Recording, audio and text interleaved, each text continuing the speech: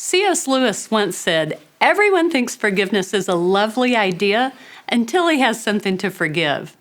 And then the Apostle Paul in Ephesians 4:32 says, "Be kind to each other, tender-hearted, forgiving one another, just as God through Christ has forgiven you." And the question to ask yourself is, how greatly has God forgiven you? And how readily do we forgive others? You see, sometimes people hurt us.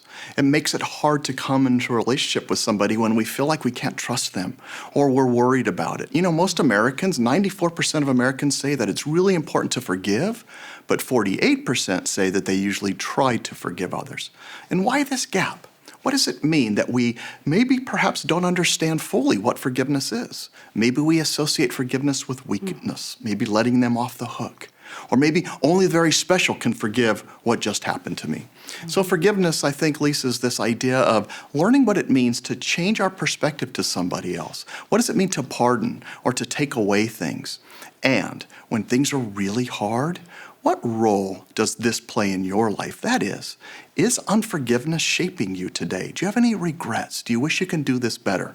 So, Lise, there are some things you can do to help forgiveness, especially when something has hurt or is hindering your relationship with others. Yeah, that can be really hard, especially when that wound and that hurt is still really raw.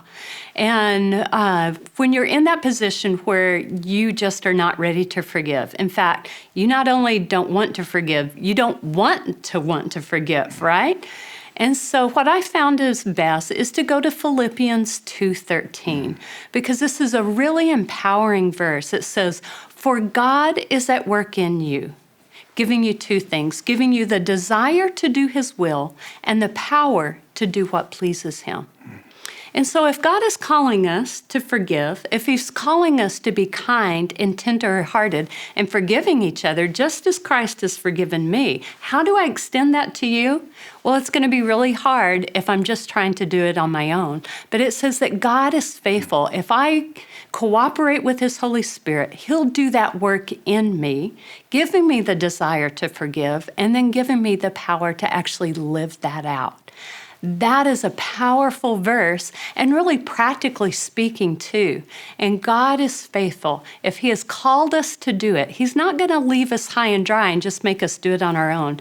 But he's going to be faithful to do that heavy work and that hard work in us and through us and for our relationships.